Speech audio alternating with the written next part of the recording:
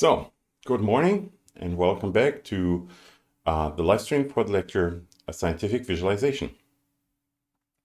Current topic is volume visualization, visualization of scalar volumes. So we're not talking about vectors or anything else yet. So we're talking about simple numerical scalars, simple numbers. Last time I talked about various tiers of rendering. So that we can do just straightforward raycasting on modern GPUs. I only mentioned that this is sort of the state of the art. And then I also talked about how this was achieved in previous decades using graphics cards that were not capable of actually computing the full raycasting algorithm, but we would rather use slices, we would use planes that would get blended on top of each other. So today I want to talk about GPU-based raycasting. I want to talk about like how are we doing it if we have no restrictions or no severe restrictions that keep us from doing the real thing, so to say. So that's GPU-based raycasting.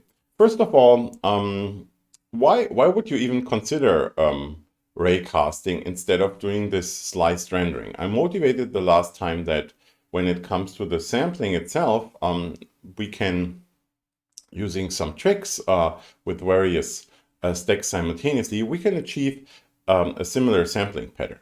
So for data sets such as the ones that you see here, we could just render those as slices, as planes, and that has a big advantage that this is what graphics cards, this is what computer graphics in most scenarios, games, virtual environments, and so on and so forth, are built for rendering surface structures. Now, there's a couple of modes here that do not render surface structures. Here you see composite as mode. But if we break the data set down into planes that we blend up on top of each other, we just end up, well, rendering a ton of surfaces, whereas the final result gives us the volume. So what's the point? Why, if we are rendering surface structures most of the time, if we can break this down into slices, why not just render these slices or surfaces? Well, the trouble is that if you think about this for a moment, assume that we actually render these structures here or render these volumes as the stack of slices. We end up rendering a lot of data that is never visible. First of all, because we often choose transfer functions or rendering modes. So here you have first compositing, but even when we do the full blending compositing, we end up often visualizing these surface-like structures. And that implies that we have a lot of occlusion. So there's a lot of things in the data that are not visible because there's a surface in front of them. Like the tooth here, for instance, anything behind that is not visible. But even if we wouldn't have that situation, there's a couple of other things that we later on want to do. We want to illuminate the data, so it requires even more sophisticated computations for a lot of those pixels. And the parts that are not occluded are often transparent. So notice that data sets are usually bricks in size. So what you get out of the scanner is a brick or a cylinder. And you don't see anything on the outside because I've chosen the transfer function so that it's completely transparent. So we either have opaque structures or we have transparent structures, but it's comparably rare that we have anything in between. So when we do the slice-based volume rendering, we end up most of the time doing rendering of, well, nothing. So we render invisible structures. Here's a particularly good example of that situation. That's an aneurysm. So this is, sorry, those are vessels, brain vessels. And you can see that for pretty much any point on this image, it's either completely transparent. So there's, again, it's a brick. So the data set is a brick. It's like a cube. But there's a lot of places here. We're right here. So there's a lot of places here where nothing is rendered. So all those slices that I would draw would all be transparent at this point here. Or there's places here where something is rendered, but well, the array would pretty much immediately terminate as soon as it hits a non-invisible data. So, and that happens for a lot of cases. So here's another example. So that would be a CT scan of a part of an engine. And again, stuff is either transparent or opaque. So in this case, we have a lot of opaque structures that cover everything. And on the left side, we have a lot of transparent structures and a few opaque structures. Bottom line is, for most of these data sets, only very, very few of those slice fragments contribute. So for the aneurysm, for instance, only 2% of the data on the slices actually contributes to the final image. But for all of those fragments, we have to run the entire graphics pipeline if we slice this into actual slices. And we have to maybe compute lighting. So all these data sets include illumination, which I'll talk later about, but that again costs computation. So what we want to do is we want to use a raycaster that allows us to selectively terminate the process, terminate this traversal process. I've already mentioned when I talked about back to front and front to back compositing, I already mentioned that the front to back compositing has this advantage that if we step along this ray, we might notice that at some point we've accumulated so much opacity that we can't look further anyhow. So you can imagine like traversing through mist or dust, and then at some point you've traversed so far into the dust that that whatever you encounter is invisible from the original point of view, right? So that's what's called early ray termination. So we terminate the ray early instead of traversing it all the way. And then there's this idea of empty space skipping. So if I know that a certain area is empty, I might increase my step size of the ray and say, okay, well, this area is going to be empty anyhow, and I know it's going to be empty for, I don't know, 10 steps. So let's make 11 steps right away and check what's going on. So again, we can reduce the number of samples, which we cannot if we just render slices. Okay, so if we just render straightforward slices, well, we have to render an entire slice and see what happens. Whereas if we just basically unwind the loop from per pixel or per sample along array direction, we have these possibilities. And finally, we can also improve the quality. So here is the C60 molecule that I've also shown the last time. And notice particularly this section where the data set extends towards the outside of the domain, or touches the domain. You've probably seen that there are artifacts in the slice-based rendering approach. I told you to specifically look for that, and here there aren't any. So here's just an example of those artifacts. So when I do the slice-based approach, you can see that there's places where those slices will start. Whereas if I do ray casting, I start at the entry point for every ray, so that's way more precise than just doing these view-aligned slices, for instance. It gets better when we do this other sampling approach where we have axis-aligned slices. But with the axis-aligned slices, again, we can't terminate early because we render, well, our primitive that we render is an entire slice, right? So we can't really do a check per fragment here.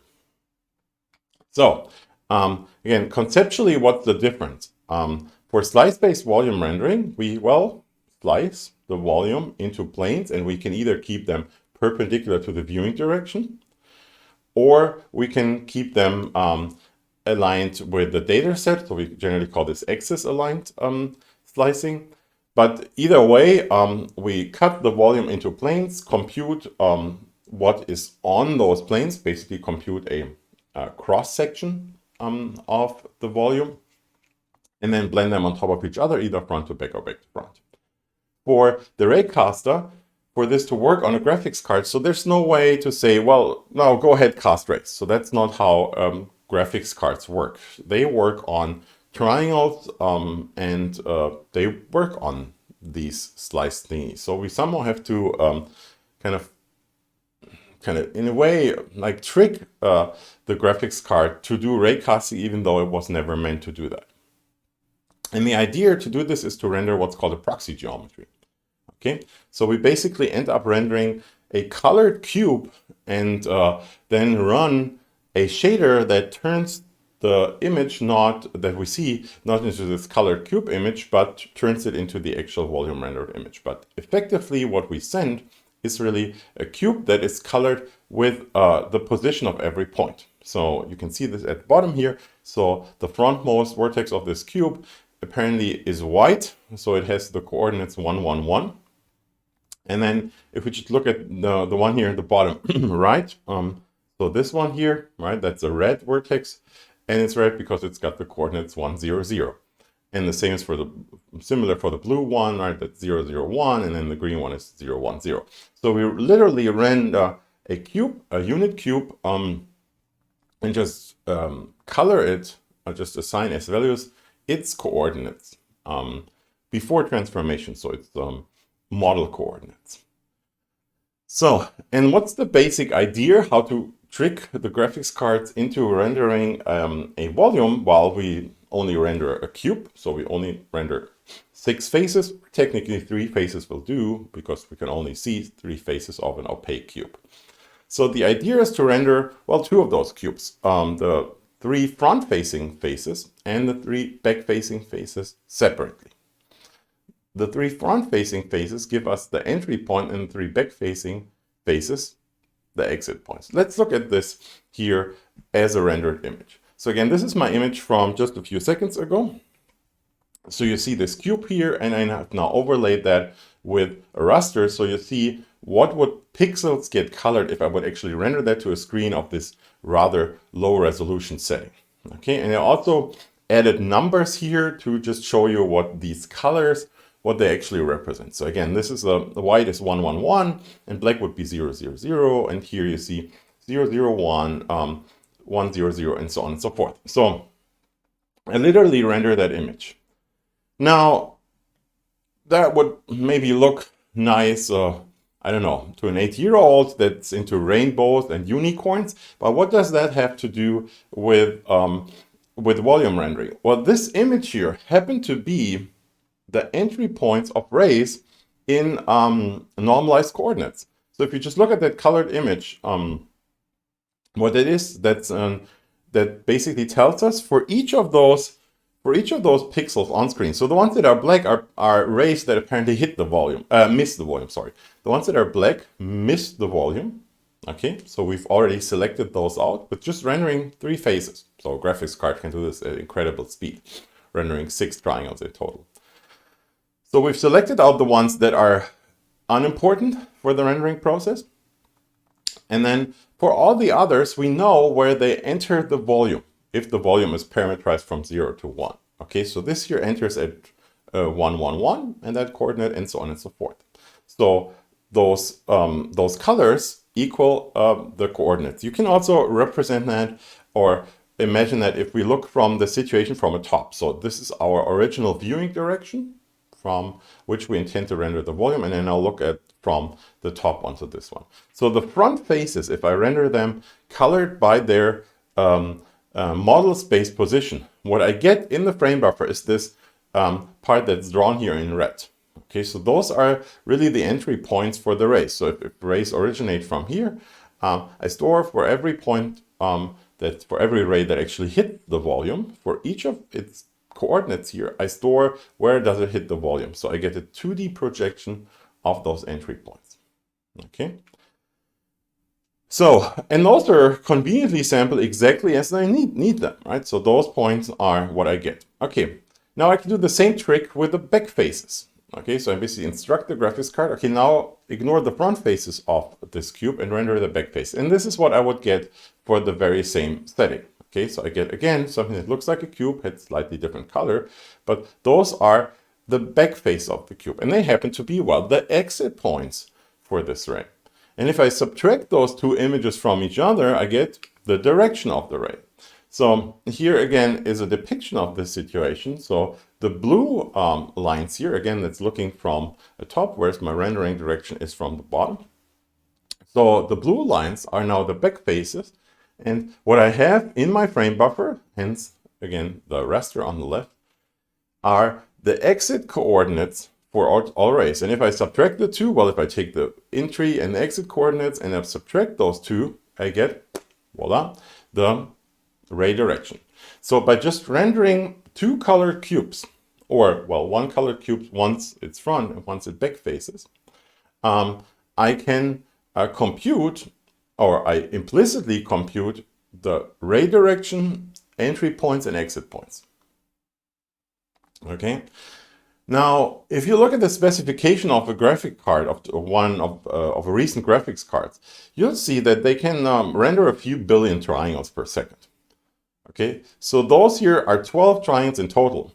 So you can imagine that this runs incredibly fast. Now, if we run a shader on that one, let's just skip that animation here and let's go right to this situation. So if you run a clever shader, instead of displaying those colored results, you can just use them as intermediate results and then run a computation on that one. So let's say I first render the front faces. Okay, I render the front faces, the white ones in my example here, or the one that was white with red, green, and blue in the back, and store that in a texture. Instead of displaying it, I store that in a texture. Now I render the back faces second.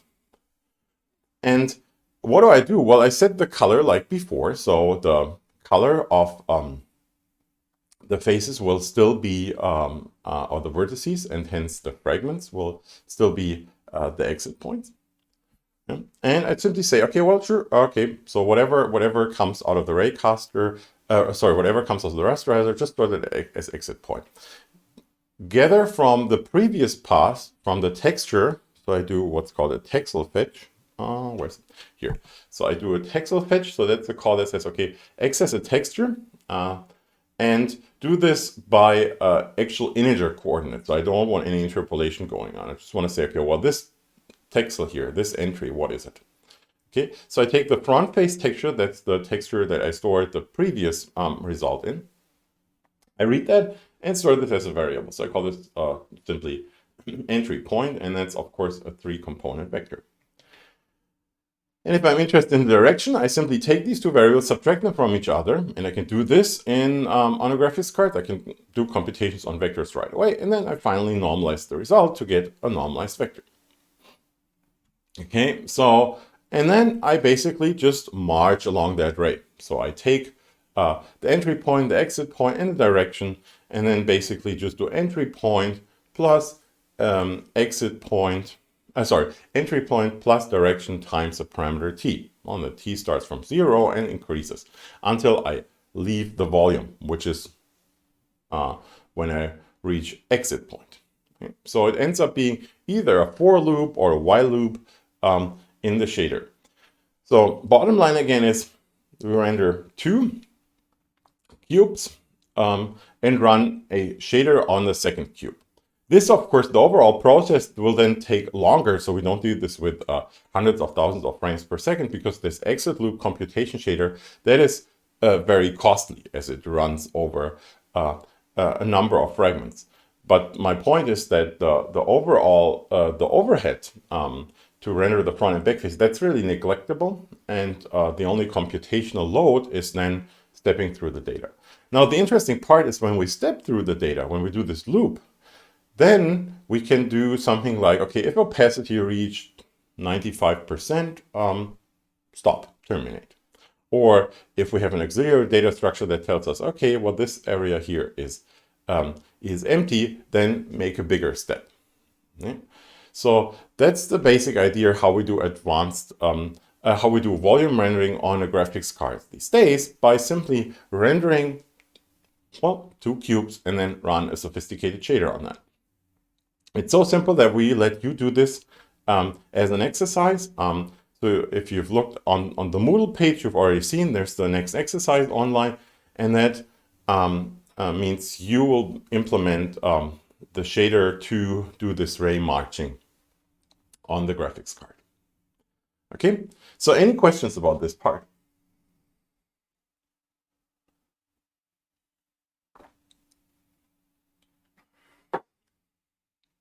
Okay, None, as usual. Good.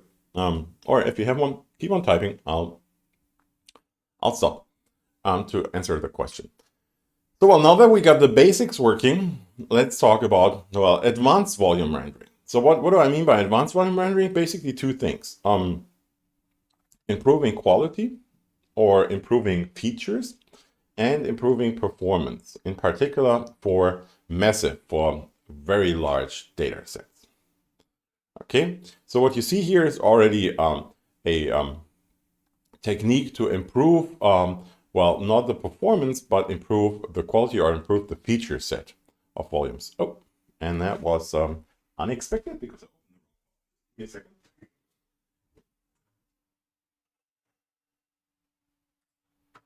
So what I meant to open was actually this presentation here, because that would have continued right away. Oh, well, nonetheless.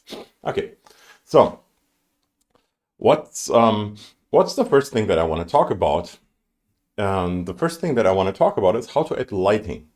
I've been cheating all the while when I've shown you the volume rendered images, and you'll see that once you implement the Raycaster in the assignment, the images that you'll generate will look more like the one here on the right. Okay, so here you see a human. Obviously, it's a CT scan as the bones are particularly visible. So here you see a CT scan of a human body. What you'll get is something like this here. Instead of what I've shown you most of the time in the images is something like that here. So this is actually the very same data set with the same transfer functions. So it's the same color opacity mapping. The only difference is that here I simulated volumetric lighting. So I simulated simple illumination, is pretending that the structures that are generated by the Raycaster are surfaces, and surfaces can be lit. So what's the advantage? Well, I mean, it looks nice, but one thing that I made clear over the course of the previous session is that it's not about getting beautiful images or getting nice images or realistic images. It's about getting information out of the data. And as a matter of fact, we often actually use the rendering on the left-hand side without the lighting, but sometimes it's useful because mostly not it looks more beautiful or anything, but you get a better spatial impression. So you get a better impression of how structures are, how they're shaped. Okay, because humans, our brains are wired so that we can turn illumination information into geometric information. Okay, so this is one of the reasons why you sometimes want to enable lighting, and it depends very much on your on the question at hand. So, for instance, in particular for medical questions, you would often not choose illumination because it changes the brightness of a pixel, and hence it changes your perception of tissue type sometimes. Okay? So, but nonetheless, lighting is an important cue, in particular if you want to get an overview, and then maybe you kind of dive into one particular set of the data, turn off lighting because you already know what it's shaped like, and then you just look at the data values. Okay, so how do we do lighting? I explained lighting in a number of my other lectures, computer graphics and advanced image synthesis. However, since I assume that you haven't necessarily attended those lectures, I'll just quickly repeat a few things. So if you've attended computer graphics and advanced image synthesis, this will be the third repetition of the topic. But I'll keep it brief here. So I'll just grab a few slides from those lectures. So here's a scene, here's a computer-generated scene, and I don't want to get into details how this scene could be rendered the way you see here, but my point is what you see is a lot of interaction between objects and light going on. Okay, so you have a light source at the top, and you have colored parts in the scene, and you see how this transparent object here, this translucent object here, focuses light, creates a caustic, and so on and so forth. So this is not the lighting that we're interested in visualization in general, because of all of those complex interactions, right? Because of those caustics, which are kind of cool and nice and make this look real, but they are not the things that we're interested in, because they change the values all over the place. You get bright points here, even though the floor isn't bright. You get red points here, even though the floor isn't red because of the color bleeding effects. Okay, so what we want to do is, well, the most simple illumination that you can imagine, that's local illumination. Okay, and I just want to talk about diffuse illumination here. You can add specular to that and ambient to that as well. So that doesn't hurt, but I just want to focus on the diffuse part here. So that's the same scene lit with just diffuse illumination. You see a lot of things are lost, like the caustic shadows, the material that it's reflective or refractive, all of that is gone, but none of that is needed for volume visualization. Okay, so let's look at how we achieve this illumination of just diffuse surfaces, just like a matte painted wall. Okay, so that's basically what a diffuse object is. And let's just break the scene down into a point by point situation, and let's just look at one point, say that point here. Okay, so if I just look at a point, I can always assume that the point sits on a plane. Okay, if I go to this infinitesimal small point, I can assume that everything is planar. Hence, okay, my surface is always a plane. How is the plane defined? Well, it's got a position, or the point's got a position on a plane. Okay, and the second piece of information, and that's a key thing here, the second piece of information that I need is the normal. The normal is a vector that's perpendicular to the plane the point is located on, right? You can't really say that point has a normal, it doesn't make much sense, but the plane has a normal, the plane on which this point sits. Okay? And this normal is just a vector that gives you the orientation. Okay, if the normal tilts to the right, it means, well, the plane is also rotated to the right. Now what we want is, we want to simulate how a diffuse surface behaves. Like, what's a diffuse surface? Well, it's a surface that reflects light into all directions the same. So it receives light, it doesn't glow by itself usually, but the light that it receives, or if it glows by itself, the light that it emits itself, it does this into all directions uniformly. Okay, so you can, as I said, it's just like a matte painted wall. So if you have a white painted wall, then it's got a certain brightness if you look at it. So if I look at this wall here, for instance, it's got a certain brightness. And then if I move around, so if I change my direction to that piece of the wall, the brightness doesn't change, right? It looks the same from here, and it looks the same from here. Okay, this is different for other objects. So for instance, if I look at the mirror, which is a particularly good example for a non-diffuse surface, right? The image of the mirror changes when I move around, right? So it depends a lot where I am, what I see, but not for a diffuse object. So, but what does the brightness depend on?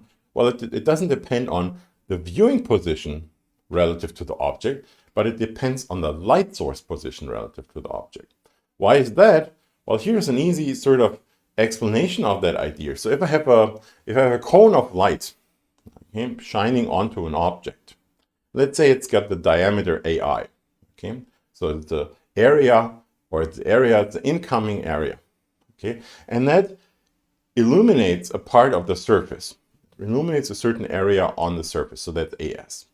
Now what happens to this AS? It's usually not the same area than AI, right? If you just look at this in 2D here as a cross-section, we can see that this AI is significantly smaller than AS, right? I mean, of course, because we cut through this thick line here, we cut through this at an angle. Now, if you think about this for a moment, how big is AS with respect to AI, you'll probably figure out that this has to do with trigonometry. So this has obviously something to do with the angle alpha, and it's the cosine of the angle. So the area AS is AI divided by the cosine of alpha. Okay, so you can easily derive that. You can also do a little sanity check here. Okay, so if I move this cone up so that it shines straight down, meaning I turn alpha into 0, right? Straight down light, then AI and AS and AI are equal, right? If this goes straight down, they've got to be equal. So what's the cosine of 0? It's 1. So great, AS equals AI.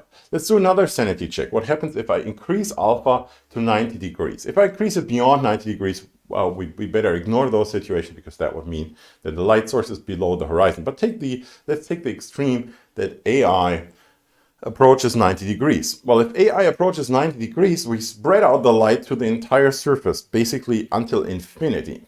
That means that, well, it gets pretty big.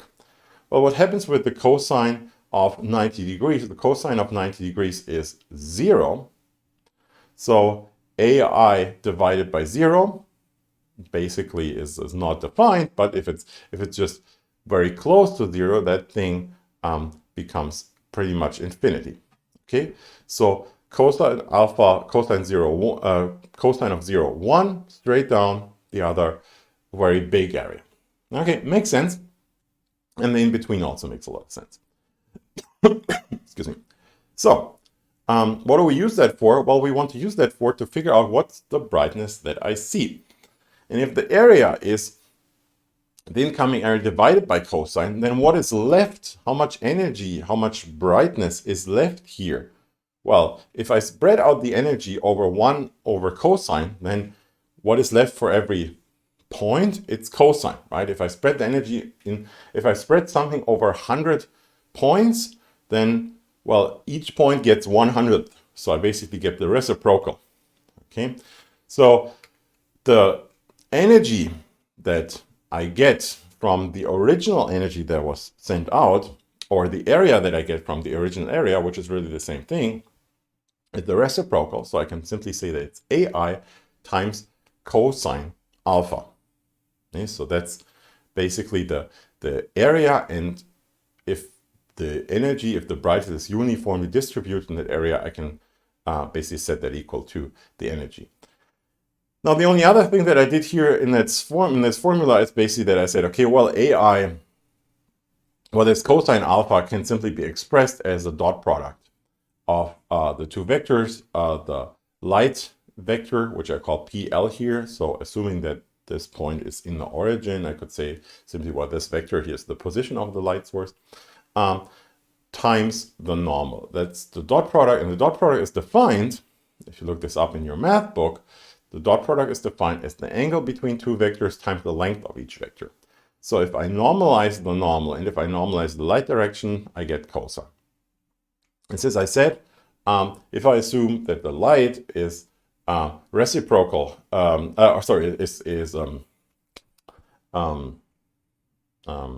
what's the term? Not equal.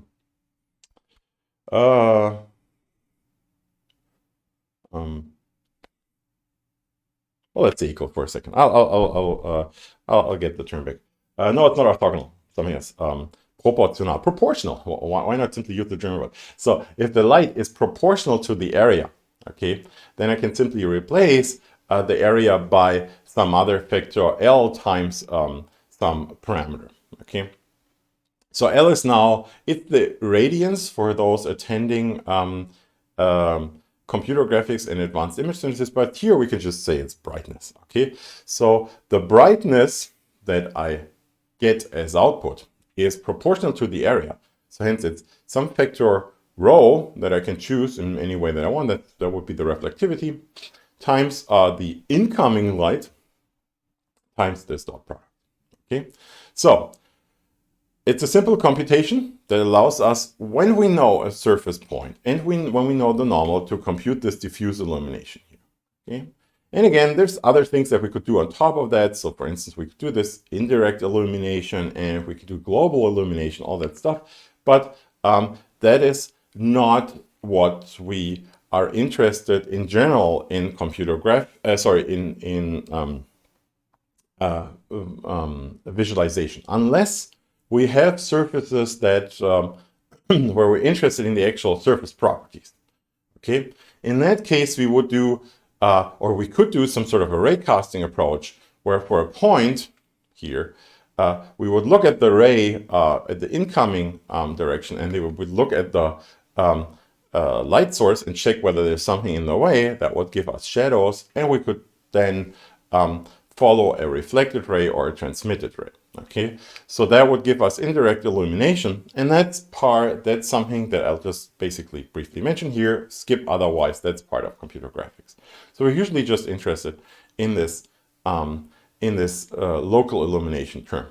If there's local illumination, there's also global illumination. Just as a side note here, again, just as a kind of a pointer towards other lectures, if we want to reach this entire state here with all the interaction, then we have to look at all of the interactions. So we would say, well, okay, the light that we get at a point so much a point glows by itself, plus all of the contributions from all sides. So in the limit, really all sides. We parameterize that, and we turn this ultimately into something that's called the rendering equation, okay? Which gives us this formula here, which looks a little bit complex. And again, it's not a key thing here in visualization. I just want to point towards computer graphic if you're interested in all of the details of how this works. And particularly notice that the illumination that we'll use here, the simple illumination that's just composed of a dot product, an incoming light, some reflectivity, and that gives us the result, is really a simplified version of that one. So if you compare the two formulas, you'll also see here's the same dot product. It's just called a little bit different in this formula. Here's the incoming illumination, and this factor here is sort of the is kind of this representation of this row, and then I just end up having a sum of multiple of those incoming directions. Okay. So now, if we have a surface, we can compute this normal thing. With this normal, like the surface orientation here, I've drawn a whole circle, but nonetheless, every point has a unique normal because we assume it's a point, right? So we assume we have a viewing direction. What is that? Well, that's our ray from the eye to a point. And that's what we get from the raycaster. Okay, so the raycaster stepped through the volume. So for every point in the raycaster, we know this. We know the position where we are, and of course we know where we started from. Okay, and from that one we could, if we know a light position, we can also compute the lighting direction.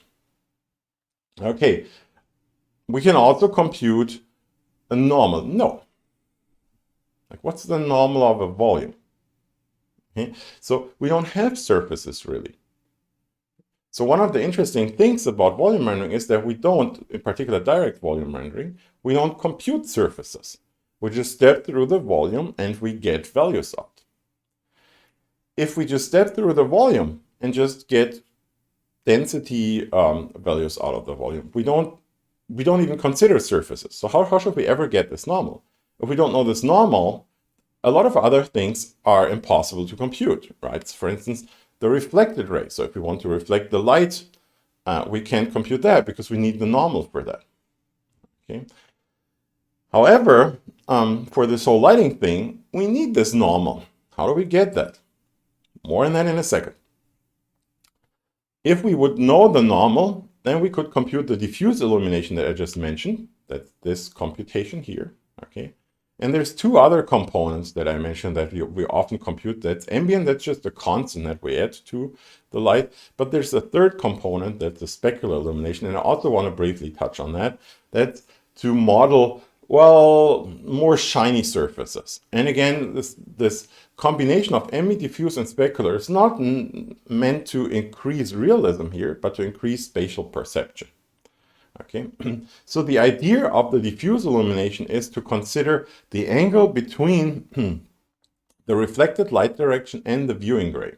Or the reflected viewing ray and the light direction is really the same thing, but let's reflect the light direction here, and then let's look at the angle between the two. And the idea of the specular illumination is that, well, most of the light for non-diffuse surfaces, most of the light will end up bouncing off at the same incoming as outgoing angle. So when our viewing direction equals this direction r, it should be brighter. Okay, so hence we consider the dot product between the viewing, the viewing direction and r, and multiply that with the incoming light and our row, and I just call these two here c. Notice that I compute the power of that v times r, and that is to make this cosine term, that's a cosine, right? V times r, that's the dot product here, to make this cosine a little bit narrower. So to have objects that have a really narrow area, direction of reflectance. Okay, so the details of how this all comes to be aren't that important here in visualization. The point is just we've got everything except for the silly normal, okay? And then, yeah, ambient is just a constant term here. So we can compute this entire what's called local form illumination term. This ambient, which is just a constant, plus this diffuse term, plus this specular term.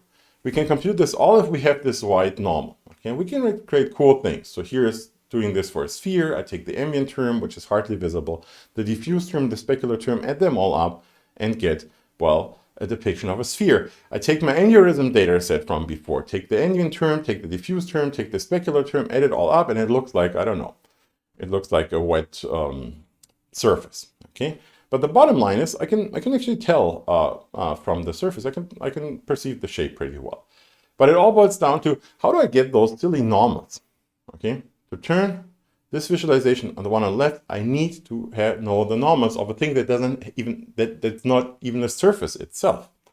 Okay, so how do we get them? Well, let's look at the intensity gradient. Okay, what was that again? That was the thing that I mentioned early on in the lecture, and it says repetition here. That was one of the things that I mentioned in one of the early lectures when I said, okay, well, there's going to be situations where we'll need a little bit of that computation on vectors. Okay. Since I know you tend to forget that, let's just repeat the idea. So if I have a point somewhere, and let's just say I have the point on a 2D grid. It works exactly the same in a 3D grid. Okay, I have a point on a 2D grid. What can I do with that point? Well, I can compute gradients. Remember, central differences, forward differences, backward differences. I mentioned those in the second lecture. Okay, so we basically take, for instance, for central differences, if I want to approximate the derivative by known values at certain grid points, I can take the left value and take the right value, subtract the two from each other, and divide by 2 times the step size, which I call h here. Okay, so the derivative in x direction is left minus right divided by 2. Okay, so that's what we got here. So if I take the derivative in y direction, I do the same, except that I do top bottom. Top minus bottom divided by 2 times h. If h is 1, it's just divided by 2. But it's 2 times the step size. Okay, so that's the derivative in one in the other direction. And if I write those two into a vector, I get what's called a gradient vector. Okay. Well, now let's check. Is that a vector? Well, it's obviously a vector. It's got 2 components, so it's a vector. And I can do the same thing in 3D. So in this case, I get, well, a 3-component vector. I do this. Central differences, for instance, in x, in y, and in z, and I get a 3-component vector. Okay. So why would I care about this gradients? What does this gradient thing have to do with a normal that we need? Right? We need this normal to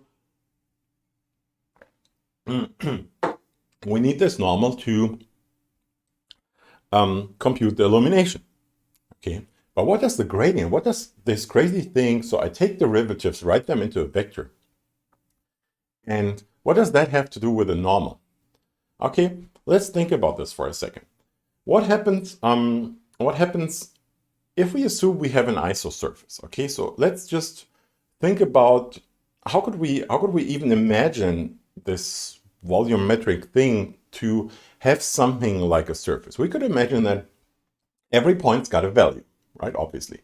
Okay, let's say I've got a point and I got this value of 5. And now let's say, okay, there must be other points nearby that also have value 5. Right? I mean, I can have a 5 here and I can have a 10 here and 10 here, but nonetheless, it's not like this is just a point that vanishes, right? So if that's the case, well, I would have still 5 points that are nearby, but generally I have a bunch of points that have this value of 5, and let's say those make up a surface.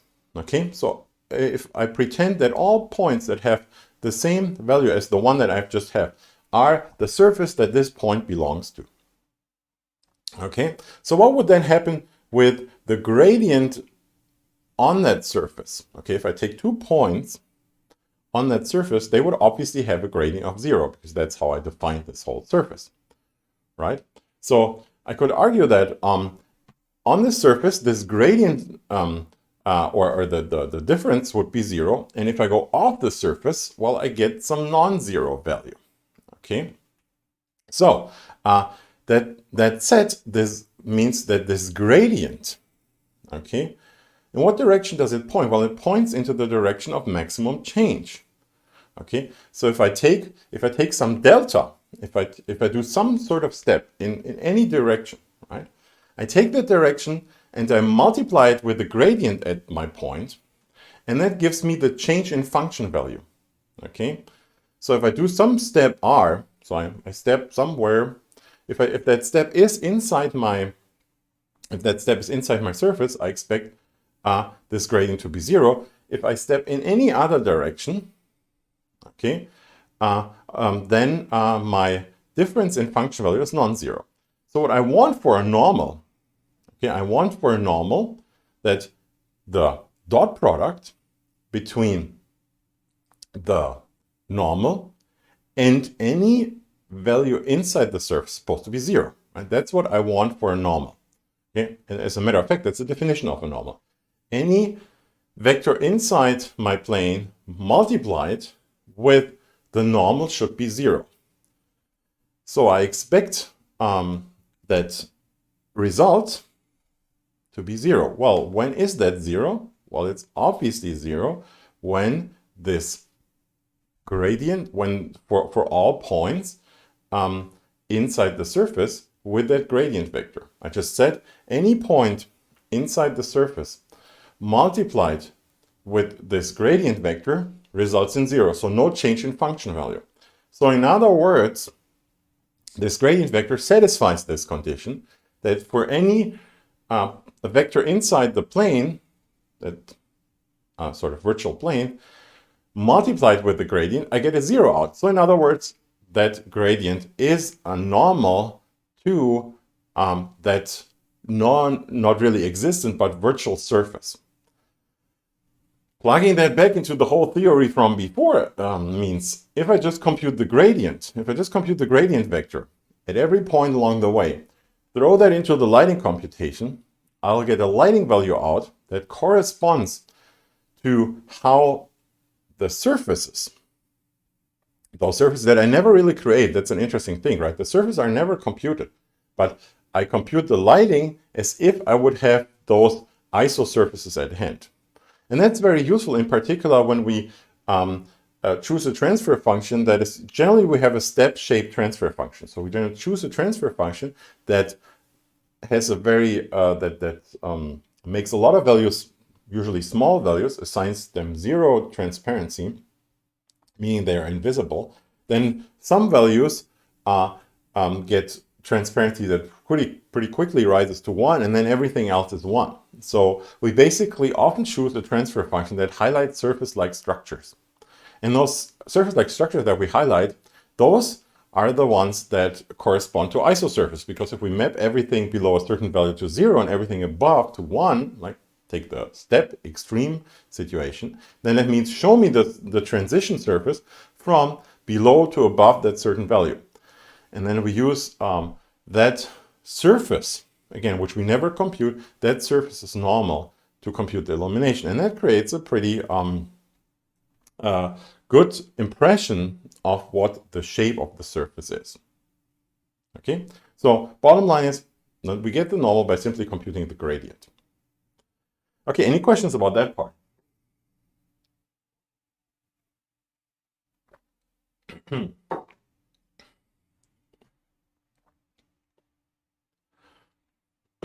Okay, then let's look at another thing that I said is important for volumetric or generally for visualization: speed.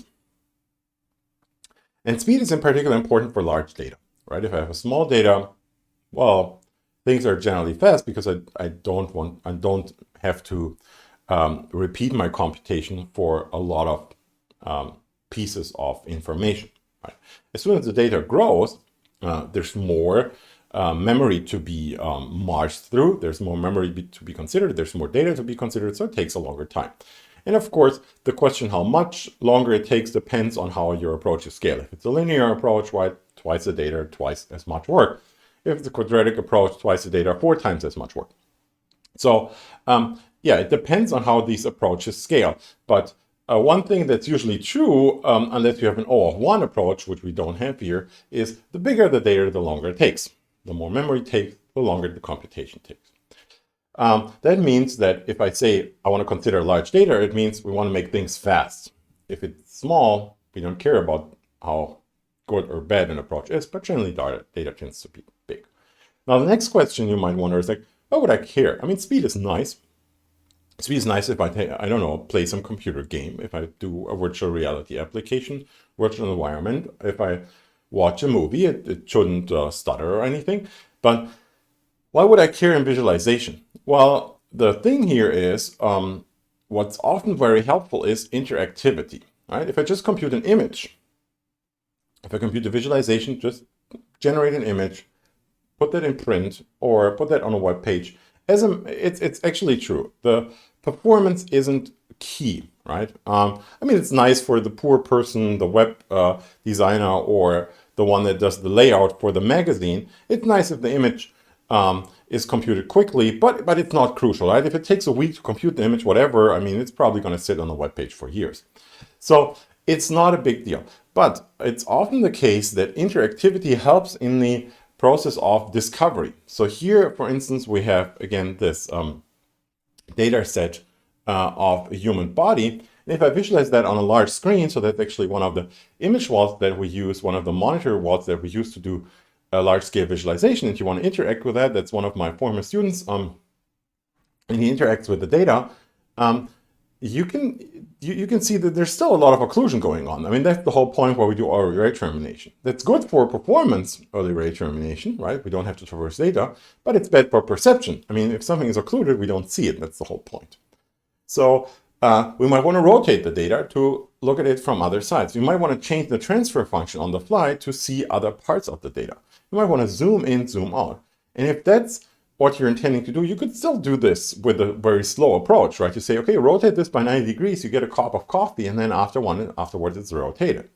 However, as soon as you do things interactively, our brains have a much easier time interpreting geometric structures. If you can literally walk around, I mean, imagine VR, we also do volume rendering and virtual reality, you can literally walk around the data set and you get much better spatial perception. Just from the effect that you can interact with the data. And that requires speed. And again, speed is hard if the data gets large, in particular, very fast speeds. So how do we get large data to work, in particular on cheap hardware? I mean, one sort of way out is, well, data set is twice as big, buy a computer that's twice as fast. If your approach scales linear, voila, you're good to go. That sort of works if you have enough money. At some point you run out of computer speed and then you can go cluster, right? You say, well, if the data set is twice as big, well, let's just buy 2 computers. If the data set is 100 times as big, let's just buy 100 computers. And yes, that gets actually done. I mean, people do this like by large machines, but as you've probably noticed in your program of study, that getting parallel machines to work isn't that easy after all, and getting them to scale in particular isn't that easy after all. So how can we handle large data on commodity hardware? That's kind of a big question here, right? Using hardware that you can buy at your discounter for a relatively reasonable price, say below $1,000. Okay, so I want to have a computer that's, I don't know, $899 or whatever a computer costs at the local discounter these days. And I want that to render gigantic data sets. Okay, and I've literally chosen the world here as my visualization example. If we stick with this idea of like getting the world onto a monitor, okay, so that's my commodity monitor here that I want to explore the data, and it could be a volumetric data set, or it could be literally a height field, which we will talk about later on as well. So an actual geometry of a planetoid. So how do we get that onto the screen? How do we like literally get that onto the screen? And the key observation is here. We want to get the data onto the screen. Sounds kind of stupid, right? I mean, sure, that's what we want to do. We want to visualize things. We want to get them onto the screen. But an interesting observation of that one is your screen is limited. It's got a limited resolution. Okay, and there's nothing you can do except buy a more expensive screen. But if you've decided to buy that particular monitor, you're bound to a particular resolution. So even if I want to look at the entire world as a metaphor here, I only need to look at a representation of the world that fits that resolution. I don't need the full resolution of whatever I have the world stored in. As soon as I look more closely into a particular region, I need more resolution in that region, but still my monitor limits the overall amount of data. So it should be possible to somehow decouple the size of the actual data from the size that we need for the visualization. Okay? To generate this image, I don't need the whole world. I just need, well, that part of the world at a certain resolution. Let's stick with the world example here for a second. I mean, I know we're doing volume visualization, but let's stick with this world example here for a second. And we'll later on see that it's actually pretty much the same, except that the volume is 3D and that the example is 2D. So to get a part of the world, literally a height field, literally a part of a terrain done, we generally use two pieces of information. So one here, as you can see on the left, there's an orthographic photograph. So that's a photograph taken by a plane. And on the, sorry, that's on the left. On the right, you see the height field. So black meaning low, white meaning high. So that's the sort of height distribution. And notice that this is generally stored in a regular grid fashion, right? It's a Cartesian grid. For a volume, we have the exact same, except that it's a three-dimensional Cartesian grid, and we generally only have one. What we can do with this grid, say that's 512 by 512. We can break this down into smaller chunks of data, okay, say 16 by 16. And that's what I've done here. So this is broken down into a few of those what's called tiles. Okay, and the tiles make up the entire data set. Now, what I can do is I can take 4 of those tiles and compute the average of those of every pixel of those 4 tiles. Okay, so I take from those 4 tiles the bottom left pixel, compute the average of the 4, and store that. Take the next pixel, average of the 4, store that. So what I get is a downsampled version of the same data. And I can repeat the process until I end up with just one tile. What is all that good for? Well, if I have this setup here, then when I look at the entire world, I use a low resolution version. I use one of the top, which is maybe 4 tiles. Why? Because I don't need more, because my monitor doesn't have infinite resolution. As a matter of fact, it's not that I don't need more, I don't want more. Like using a properly downfiltered version of the data gives me much better quality than subsampling, badly subsampling the original data, right? If I would render a full resolution image on a low resolution monitor, I of course lose a lot in the process, and that might be arbitrary. Whereas if I properly downsample it, I get better quality. Now, if I zoom in, say I zoom into a small region here, as I did before in my example, I might again just need 4 tiles. And not just I might, I do. If I needed 4 tiles at the top, I need 4 tiles at the bottom, because the resolution of those 4 tiles are the same. It's just a smaller part of the data. Okay, so that's what I meant with decoupling the data set size from the visualization size that I need. Okay, I mean, in total, I still need to store the entire world here somewhere, but maybe that's on a server in the cloud, okay, or a set of servers. But for each point in time, I just need a very restricted set of pieces. For volumes, this is what this looks for volumes here. So that's, again, the human data set that you've seen a couple of times already, that I've also shown on that big power wall with all those monitors. If I break that into tiles, the tiles become bricks. Okay, and they're just 3-dimensional tiles. And again, I can take now 8 of those bricks and combine them into one. And then again and again, and if the ratio is not 1 to 1 to 1, I mean, obviously human is significantly longer than wide and high, I might end up actually just convoluting fewer directions. So in the first downsampling step here, I actually combine 8 to 1, but here it's all shrunken down into one direction. So I combine 2 to 1 here. So you see that I have only 2 bricks left, and ultimately these 2 into 1 brick. Okay, and of course I lose a lot of detail here, like the visualization at the bottom. A significant amount of detail is lost. However, I would only use this visualization if the data set is super small on screen. Okay, and in that case, there's not a loss of detail, but there's actually a gain of detail, because all those little details don't flicker on screen. Okay, so they map perfectly to the pixels. Now that's the basic idea. Okay, so what we do is we do 2 things. First of all, we break the data set down into tiles, and that So the first step is just a reordering step. Okay, instead of storing the data sequentially, I store first the first tile, then the second tile, the third tile. So basically, the first tiling process is just a reordering of the data. So nothing is gained or lost here. It's just stored in a different order. Okay, so that's step one.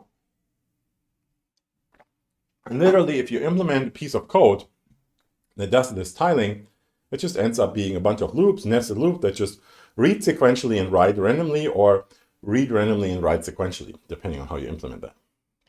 Okay, so that's step one.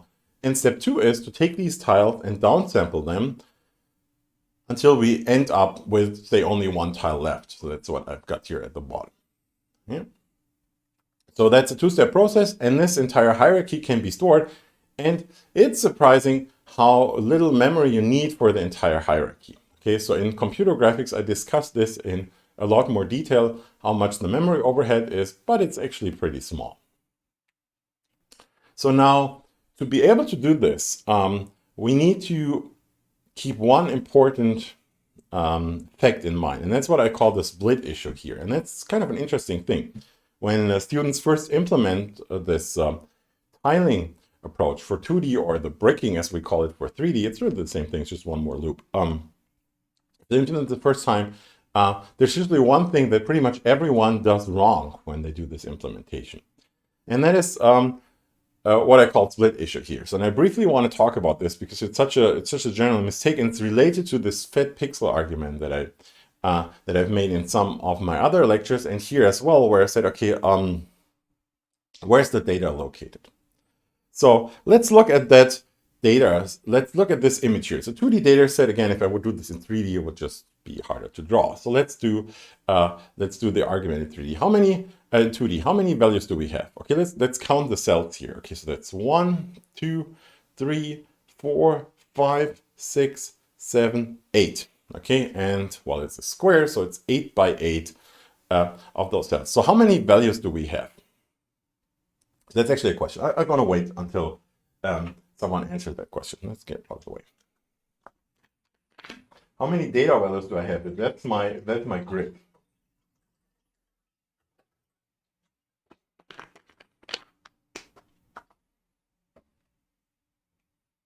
Okay, I mean, chat seems to be working. I just wrote something. Okay, 64. 8 plus 1, okay? Yeah, 8 plus 1 times 8 plus 1, okay? So the truth is somewhere in between. So it's not 8 times 8, it's 9 times 9, okay? Exactly. So your dog 9 the homework. Remember what I said, which I mentioned is very important, that it's generally way more clever to assume that the data values are located at the grid intersection points rather than the cells. Because if we consider the cells, if we say that's data value 1, that's data value 2, then there's nothing in between. Remember my argument about interpolation issues. But we'll see that there's yet another issue, and that's the split issue here. So what I assume is that we have 1, 2, 3, 4, 5. I try to point here properly. 6, 7, 8, 9 values. So that's a data set of 9 times 9. Okay. Admittedly, that's just a psychological idea, whether we say, well, the data is located here or not, but it allows us to do a lot of smart things.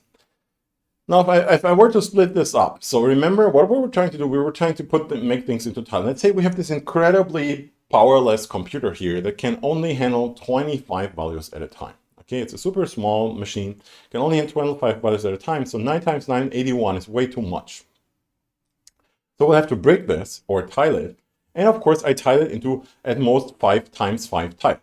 Okay, so I first create a tile 5 times 5, and since 9 is 5 plus 4, and that's undisputed, I suppose, I get a 5 by 4 tile, and I get a 4 by 4 tile, and I get a 4 by 5 tile. Okay, so this is now the setup that I do. Okay, so notice an interesting thing here. So first of all, let's see that I didn't cheat here, okay? So this is 1, 2, 3, 4, 1, 2, 3, 4. So that's obviously a 4x4 tile. And this here is a 5x5 tile. 1, 2, 3, 4, 5 times 1, 2, 3, 4, 5. And I guess you all agree that 5 plus 4 is 9. Okay, but one interesting thing to see is, notice that this is at the same level. Okay, so I try to like show this here. So this is the same level, right? And this here as well. Notice how things are missing now. Okay, so 5 plus 4 apparently doesn't make 9. Okay, what am I trying to say? I'm saying there's gaps in between. Okay, so if I take a 4 and a 5-piece brick and I put them side by side, right, the thing would actually shrink. Okay, so I have to introduce gaps for the entire thing to have the same size. Okay, so when you split up a grid, you can split it up in a numerical fashion, right? You can't say 9 is 5 times 4. That doesn't work. It creates holes. So let's try to fill these holes. Okay, so if I take this, I have to introduce kind of either one additional cell on one side, or to make this symmetric, I have to introduce half a cell on each side. Okay, so the 4x4 thing grows to a 4.5 times 4.5, and let's pick that one here. The 4x5, or 5x4 if we do xy, the 5x4 grows to a 5.5 to 4.5. Okay. So again, try to explain that with assuming that the data is located at the cell itself. That doesn't work. But if you explain this as the data is located at the grid boundaries, it's clear, because well, here I lost this cell, I lost this area that I interpolate between, say I start at the bottom here, between the 4th and the 5th. Okay. So by just cutting this off, I lose this area. So I somehow have to figure out, how do I interpolate between those two values? Okay, how do you interpolate? One way is to store what's called an overlap, to increase each and every of those blocks by 1. So instead of storing a 4x4 here, I store a 5x5, so this becomes a 5x6, the top left becomes a 6x6, and the bottom left a 5x4. And since we have to do this left and right, actually they all grow by 2. Not by a factor of 2, but by 2 cells. This means, in other words, that if we cut this up, we have to cut it by the size that I can store minus 2. Okay, so if I can store just 5x5 value, I can actually only store a brick of 3x3 plus an overlap in each direction. Okay, and then when I finally render this in the end, I have to render each brick or each tile plus half a tile in every direction, maybe not towards the outside. So let's ignore the boundary here. Okay, so that's what I call the split issue. Okay, so if you split something up, you actually have to store overlapping values, or you have to go through a large amount of hoops, which you can do. Like if you run out of texture coordinates, you can say, okay, well, now I'm outside, so please grab the data from somewhere else. But that's actually pretty tricky. So the easier way is to just store a little bit more. Okay, so what's kind of curious about this little bit more, I mean, what's that? I mean, that's just like one more value left, right, top, bottom. Okay.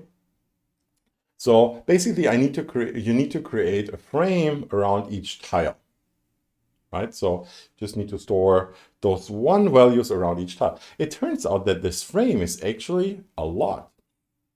Let's do the math, okay? So let's say I have my 5x5 brick here, that is 25 values. Now let's store this tiny seam at the outside, which means my brick is now 6x6, okay? 6x6 is 36. 5x5 is 25. So that's well, obviously 11 values more. Okay, 11 compared to 25 is pretty much half of it. So that's a 50% overhead. So this one value around this thing means I increase the amount of data I need by 50%. And for the smaller ones, it's actually more, right? 4x4, compare that to 3x3. 3x3, 9, 4x4, 16. Okay, so you should not underestimate this overhead that you have to pay for these seams. Obviously, when these things grow, it's not such a big deal. If you do 100 by 100, where there's 101 or 102 by 102, it's not such a big deal, okay, anymore. But if your brick size gets small, this seemingly neglectable overlap can actually amount to a significant amount of memory, okay?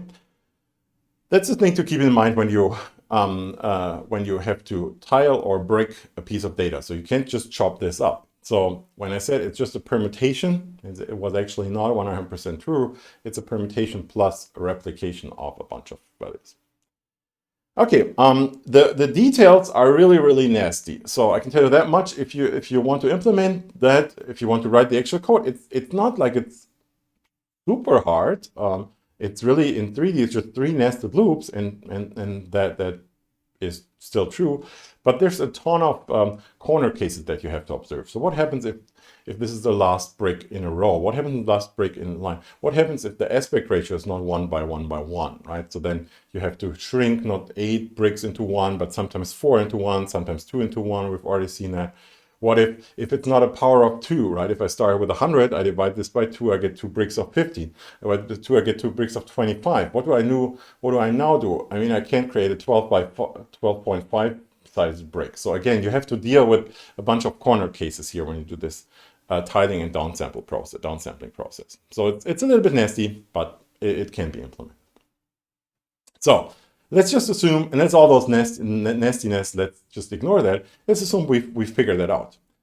Now, how do we do the rendering process? And that's quite an interesting thing. So one way is, well, okay, so we pre-process, we do this whole bricking thing. So we now have tiles or bricks, and we have this hierarchy.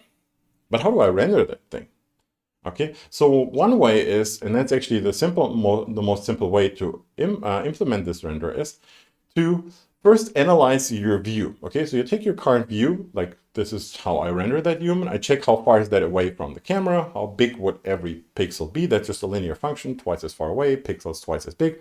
So that's a pretty simple function to evaluate, and there's things like the monitor's resolution that go into that function. There's things like the opening angle of your perspective projection, but bottom line, it's a linear function. Okay, it depends on a ton of parameters, but all those parameters are constant except for the distance. Okay, so you basically get constant times distance. Okay, good. Now the trouble is, like, what is the distance anyhow, right? If that's my data set here at the top, right, this human, and I would just rotate that, right? Say I rotate the feet towards the viewer and the head away, then what's the distance? Well, the feet are closer than the head. And it might be very extreme that the feet have 0 distance if I happen to be inside the data set, whereas the head is far away. So just computing the distance turns out to be not as easy as you might think. So what you can do as a first approach is you do what's called a conservative level of detail, or a conservative distance. So I just pick the minimum distance. Okay, because the smaller the distance, the closer I get to the viewer, the more resolution I need. So I could just pick from this entire volume, I pick the closest point. It's easy to compute. I pick the closest point, and from that one, I compute a conservative resolution.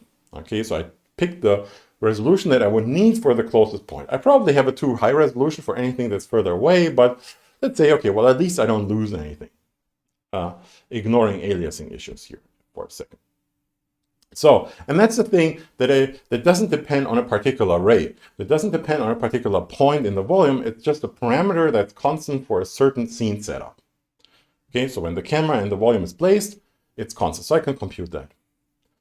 The next thing you do is, well, to render the image, you just iterate over all partitions. So I take all of those bricks, those are my partitions. I take all of those bricks and check, okay, once I've computed the resolution, like which brick size do I need? And that's now constant because I computed a conservative LOD.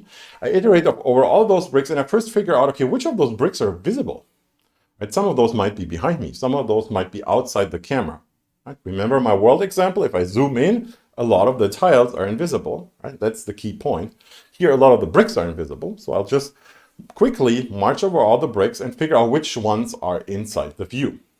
Okay, and then if I figure out a brick is visible, I'll render it. And I'll probably do this back to front or front to back to be able to composite it. And that's what the result would look like. Okay, so here I've taken such a renderer that takes a data set that is partitioned into those bricks, observes the overlap and all that stuff properly, and I've just rendered a frame. And I've slowed the process down. So usually this is done in a snap, but I just slowed this down by a certain factor so that you can see what's going on. And you see how it's being composited. It's actually being composited front to back, right? Why front to back? So that we can do early ray termination. It doesn't look front to back, but it is front to back. So there's some areas, for instance, like far on the left and far on the right, where there's neither in front nor in the back relation, right? I mean, the head is neither in front of the legs nor the legs are in front of the head, so you don't care. But it's a composited front to back. Okay, so that's the performance you would get, maybe slowed down by a factor of 100. So, what's the problem with this approach? Well, the problem is, say that would be my actual rendering speed. That's low, right? I can't like rotate that. I mean, you have to wait a few seconds before it converges. So what we could do is we could speed this up, even for a machine that's so slow, by saying, okay, well, I mean, maybe for this conservative LOD, I need a certain resolution, say the resolution 5. Higher number meaning higher quality. Okay, so resolution 5 is a certain number of bricks. But I have these lower resolution versions that I don't want to use because I would actually see artifacts from the subsampling, but it would be much quicker. And so the idea is, okay, what if I render a lower resolution version with significantly fewer bricks when the user interacts, and I render the high resolution version as soon as the user stops to interact, and then they get a high quality version. I mean, you know that from other scenarios where you get previews, quick previews, but then get a full resolution. And the bottom line is you kind of get best of both worlds. You get interaction at low resolution, and as soon as you say release the mouse button, well, you get the full resolution version and you get the quality. So for that, we simply compute two LODs. We compute the maximum and minimum LODs. What does that mean? Well, the maximum LOD that I need for the full quality, and the minimum that gives me interactive speeds. So I basically just have to time, okay, how many of those bricks can I render per second? If there's like 100 bricks per second that my system can render, then the minimum LOD would be the one where I need only 100 bricks. Okay, and they might be the same. Okay, so if it's very small, they might actually be the same. But if the data set is fairly close and I need a lot of bricks, then those differ. And what I do is I simply iterate over all of the LODs. So I take the same computation as before, but I repetitively compute the image from low to high resolution. And this is what this would look like. Okay, so I get a low resolution version and it gradually increases resolution. And I've also drawn the brick boundaries, which you generally wouldn't see here. Okay, so this is what you would get without the brick boundaries. Okay. So it would take a while for the high resolution to kick in, and as soon as I start to rotate the thing, you'd see it's low resolution, and then it would gradually increase to full resolution. Okay, so problem solved. Now the trouble is, while that is both interactive as well as high quality, it's low quality when I interact with it, right? So, I mean, you can see when I rotate that, the low quality, like pretty much the entire like rib cage is gone because it's just too small to be represented by that full resolution. And that is again pretty bad because, I mean, it's nice to have all the interaction, but if you have interaction with invisible data, it doesn't help much, okay? So it would be better if I would have like higher resolution, if I would significantly improve the performance of the high resolution rendering, and maybe if that doesn't work out, then combine this with like this multi-resolution approach, but let's try to make this a little bit quicker. Okay, so and the key point why this approach is rather slow is if we look at this pipeline here that I've just sketched, there's only one part that is really executed on the fast parallel graphics card. That's the rendering. Anything else is done by my single or by my very few CPUs, right? Figuring out which of those parts to render, iterating over the partitions. All of this stuff is executed not by the fast parallel graphics cards, but by the comparably slow CPU. And that's what slows the process down a lot because we make bad use of our parallel resources. Okay, how can we make that better? Okay, let's try to somehow be more precise about what resolutions we need. I said we can choose in particular, the maximum LOD, so the level of detail, the quality that we need to converge. We've chosen that conservatively. So I said, okay, let's just compute a single LOD that is just the highest resolution that I need for any part of the data. But what if I could choose that for every fragment separately? That would reduce, without losing quality, that would reduce the number of bricks along the array, right? If I enter the data set, I need some resolution. But as soon as I get further away, I usually need a much smaller resolution. So if I look at this from the top, so that's my data set, that's the I position. If this is my raycaster, so this is just one ray. Now, if I generate my entry and exit point, consider only the parts in between. That can, for instance, be done by what I just sketched, render front and back faces. I could actually sample this way, right? Make close samples at the front and then make fewer samples at the back, and not only fewer samples, but those fewer samples into lower resolution versions. The trouble with that approach is that it's the ray that figures out what it needs. Okay, so I need to first cast the ray, do the sampling, which I do on the graphics card, to know what it needs. Okay, to know where do those sample points end up, how far are those sample points away. So it's not the main program that will upload the textures, send it to the GPU that has this knowledge. It simply doesn't know what to do. And there's other interesting things that go on. So for instance, this ray would terminate here. Say, here we would have an opaque object. I would never need those samples. Okay, so I would also consequently, if all of the rays terminate here, because there's a big object here, I would never need to load those bricks. I would never need to consider those bricks. Okay, so what we need is something that is called ray-guided rendering. So the rays guide or instruct the rest of the system, what data do we need? Okay, one way to achieve this is by what's called an octree. So that's an adaptive data structure that stores data sets in different resolutions at different places. And it turns out that our bricking that we've done before is pretty much an octree. It's an octree because it takes 8 oct, right, Latin, 8 things and combines them into one. And that's exactly what we've done with the bricking, right? We've always combined in 2D 4 into 1, that would be a quadtree, in 3D 8 bricks into one. So our hierarchy that we stored is pretty much an octree. So it's just a different way of thinking about the same thing. So now what we could do is we could run a raycaster without any data. Okay, so it doesn't have a clue about the data. It would generate sample points, and for each sample point, it would come back with a request to this octree and say, okay, well, I need that data point at that resolution, and the octree would have all resolutions in it. Okay, and then we would do those queries to that data structure. Okay. Now, if the octree is stored on a graphics card, we generally don't want to upload the whole world to the graphics card. That was the whole point, right? That was my starting point to say, well, we should never have the entire world in memory because that's potentially too big. So this octree should be sparse in a sense that it knows about all the bricks, but it doesn't hold the bricks. It's just a bunch of pointers that point to empty memory. What you would then do is, after rendering a frame which would generate nothing except the sample positions, you would get a list of what's called cache misses. So you would get a list of, okay, I would have needed that brick, I would have needed that brick, and I would have needed that brick. And that kind of request, which is just a list of misses, a list of missing pieces of data, you would read that back to the main CPU system. That would go and load those from disk or from the internet or from wherever you get them, and upload them back to the graphics card into this octree-based data structure.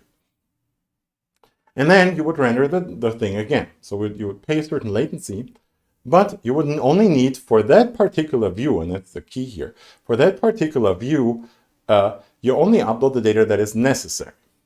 Okay? If you combine that with an empty brick detection, you also don't upload bricks that are empty. So if you do that, here's the same data set being rendered with that approach. Notice that I made the bricks here significantly smaller. Okay, so the actual bricks that get paged in are significantly smaller. Why did I make them significantly smaller? Because then they adapt better to those to the rays that I traversed. As soon as something is opaque, it occludes bricks, and the smaller the bricks are, the higher the likelihood that I completely can ignore one part of the data. It's faster but it's still somewhat slow or too slow to be interactive. And the reason is this whole overhead of the octree. So this octree, this idea of storing, well, this 1 to 8 to 8 to 8 to 8 ratio in a tree, hence the name octree, implies that I have some sort of data structure that is kind of pointer based. So I have a root node, I have pointers to 8 nodes, I have pointers to 8 nodes, and so on and so forth. And every node holds a brick. And that creates a certain overhead, and the traversal of the data structure is comparably costly. Okay.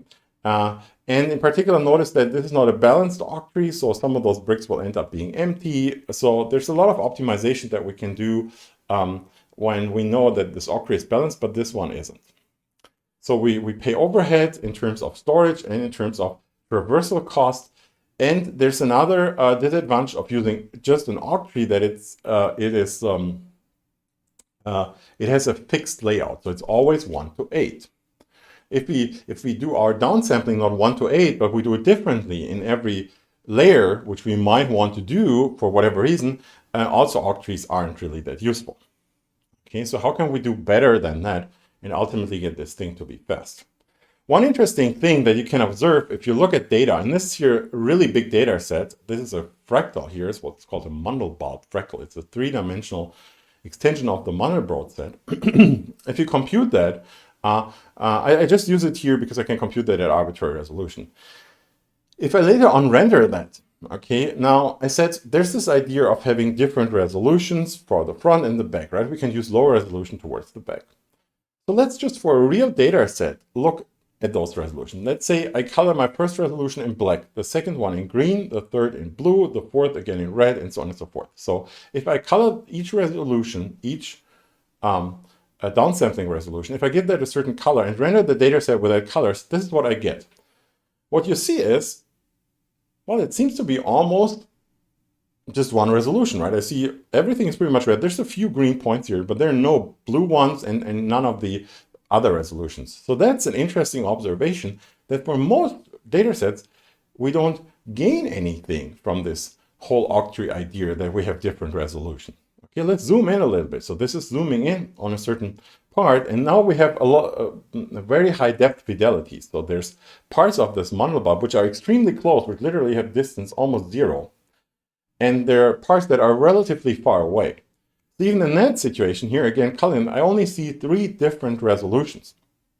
So this concept of going through this entire octree overhead, when we have relatively few resolution that we need in the end, seems a little bit like it's a lot of overhead. And it turns out it is. In particular, the idea of, for each step in the volume, to traverse this entire octree and figuring out, where am I? So an alternative solution would be what's called grid leaping. So again, we start with this idea, okay, we have an entry point and exit point for array. For the entry point, we figure out what resolution do I need, okay? And we, of course, have to load that brick. Okay, so after we've generated that cache miss, gone back to the CPU, loaded that brick from disk or from the cloud, we would upload it again. So, and we've now uploaded that brick. Okay, so after a while it's there. And what would we do if we would do our octree rendering? We would take that one sample and then evaluate the next sample and maybe figure out, oh, we can go lower resolution. Cool, we can use a lower resolution brick, and we would ignore the fact that we have all the data present. So what we can do instead is we just say, well, okay, we move further away from the viewer, so we at least need that resolution. Maybe a lower resolution would do, but who cares? Let's just use the higher resolution until we run out of data. Okay, so that's what grid leaping means. We kind of leap to the exit of that brick and compute everything in between, but don't do any octree checks or anything. We just stick with that data. Only when we exit that brick, we reevaluate, we figure, okay, what resolution do we need now? And maybe it's now lower resolution, which can happen. Notice my red, green, blue images from before. It's not like we need incredibly many different resolutions, but let's say the resolution has decreased here. So now we say, okay, well, now we need a lower resolution brick, and we'll traverse that again to the end. What you can see is we significantly reduce the requirements for bricks. Okay, that saves a lot of memory and saves a lot of cache misses. Okay, And if we do that for every ray, we also, there's a ton of coherence here. So that ray, let's pick that one here. So this ray enters here and exits here. Okay, so it would require the same brick. So there's just one brick that I need for all of these rays. If you put this all together, here's what you get. So this is now a renderer that uses the same slowdown speed as before. And the only time where you saw bricks being paged in was at the very beginning. So it'll repeat for a second, in a second. So the loop will repeat for a second. And notice that at the beginning, you see there's this overhead when nothing is present. So at first the data needs to be loaded, but then there's so little data because we share those bricks that we can just render it on the fly and we can interact. And only when we zoom in, notice that there's, like if you look very closely in the last frame, you see that the rib cage improves in quality because then we need data that we've never seen before. And also if you zoom out, you see like situations where the data set quickly changes, right? So now look, right there at the end, you see the slight change when very few bricks need to be paged in and also others need to be evicted. Okay, so that approach is significantly faster, in particular for large data sets. The implementation is a little bit of a pain, right? So in particular, implementing all those shaders that are necessary to get this done is a huge engineering overhead, but it pays off a lot in terms of performance. Here's another data set. So if I take that data set here, that's a fluid mixing simulation, and I render it with this grid leaping approach, I can visualize what's going on. So that's the final image that a scientist would see. And this here is an image that you would see when you debug this whole thing. So what you see here are the bricks. So I basically shaded the rays. So this is still rendered by the means of ray casting, grid leaping to be precise, but I've shaded the fragments the following way. I've increased the green component whenever the ray encountered an empty brick. So when the ray encounters an empty brick, it sees, okay, the brick is empty, and it makes this leap to the end of the brick and then requests the next brick. So every time the ray encounters an empty brick, the green component is increased. You can see this here. At areas where nothing happens really, you see that this is green, meaning a few leaps were done, and the greener, the more leaps. So for instance, here, hardly anything. If you look very closely, you see a little bit of green here, right? So this, after just accessing one empty brick, the ray exited, and here maybe it had to look at 10 bricks or so, but this was very quick because this doesn't generate a cache miss. So if the brick is empty, the GPU data structure knows it's empty and instructs it to jump to the next brick. So everything that's green is good, in other words. I mean, the brighter the green, actually, the less green, even better, but it's pretty fast. So there's a red and blue component as well. So what are those good for? The red component is every time I access a brick that is not empty, I increase the red component. Okay, and every time I fetch in a brick an actual data value, I increase the blue component. Okay, so what you see here, let's look at this one here. So here you see areas that are completely black. That means I kind of immediately terminated. I neither needed an empty break nor a full break, nor actually not a data. I mean, I fetched the first data value and the ray terminated. So that's black. It should be slightly blue reddish, which means I guess cyan. But it's so the color is so dark that you can't see it. What you see at some areas, you see bricks that are, you see points that are pretty blue. That means I accessed a lot of actual values, not many empty bricks, and not many bricks in total. So blue is also okay in that sense, that it means I terminated pretty much at the first brick. What is nasty is anything that has red components in it. What this means is if there's pixels that are red, this means I accessed a lot of bricks that ended up being empty. And the entire bricks weren't empty, that would have been detected, but they are partially empty, and the ray happened to go through that part of the brick that was empty. So I accessed a bunch of bricks, but didn't fetch a lot of values, otherwise it would have a blue component to it. Okay, so here's another example, again, my Mandelbulb. And here you can see what's going on. So here, all empty at the boundary, right? So there were bricks that kind of barely missed the data, but they didn't miss the empty bricks. So I actually traverse bricks, but they didn't lead to anything. And then you see blue and a magenta, so that means the rays terminate pretty early, maybe with some empty bricks in front of them. So that's what the magenta parts are about. Okay, and here's yet another example for the zoomed in situation.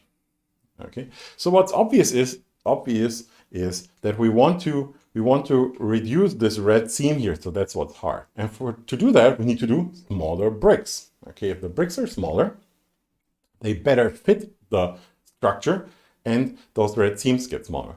But the smaller I make the bricks, remember my overhead issue from before where I said, okay, well, we have this tiny overhead, which happens to actually not be that tiny if your bricks get smaller or if your tiles get smaller. So there's a break-even point. At some point, your small seam will actually have such a significant memory impact. I mean, take this extreme example. You make your bricks 1 pixel, right? Or 1 voxel. Then it's obviously 1 voxel.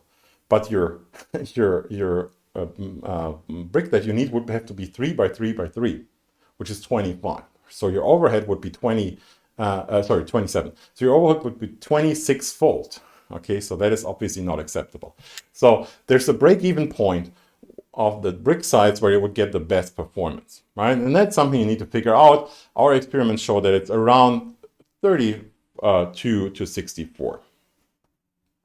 Okay, yeah, I mean, it's kind of cool. It's nice and colorful.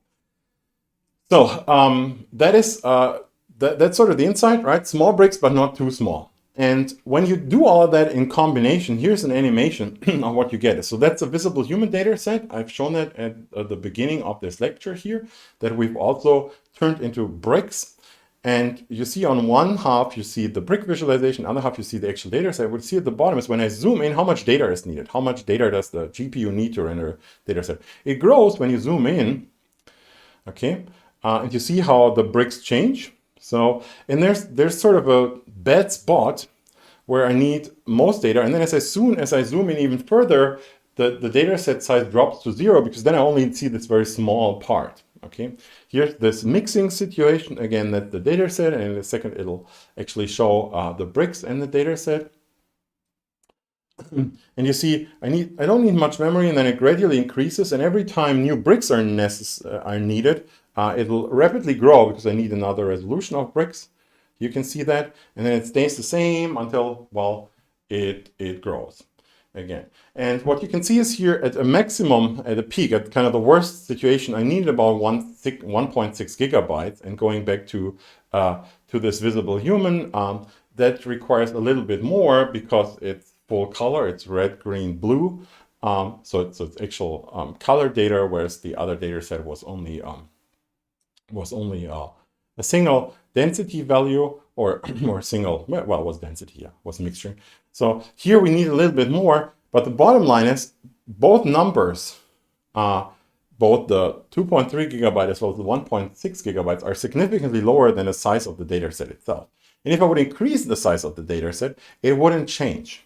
Okay, so because there's still this bad spot that is bound to the resolution of a certain monitor.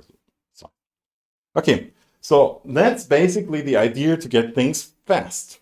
And that's pretty much what we're done with today. So next week, I want to talk about a method not to increase the performance, enhance interactivity, but to increase sort of the insight by adding more sophisticated rendering modes.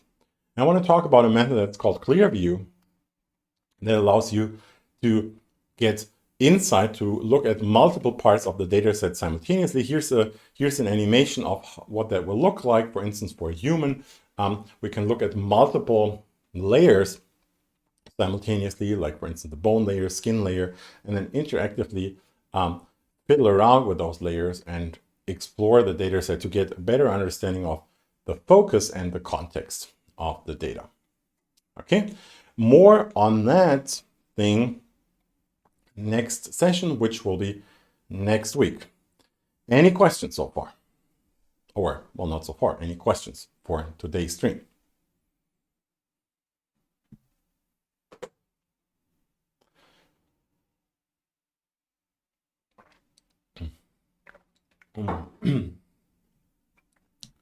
Okay, not surprisingly, it doesn't seem to be the case. Then again, that's it for today's scientific visualization stream. We'll have this week advanced image synthesis coming up on Tuesday and on Thursday morning, and we'll have introduction to programming in German, grundlegende Programmiertechniken, and also in German we'll have the late night coding sessions on today WebSockets and on Thursday on recursion. Okay, then that's it for the stream today. As usual, bye bye. See you next time. Stay healthy. If you can, get a vaccination, and ciao.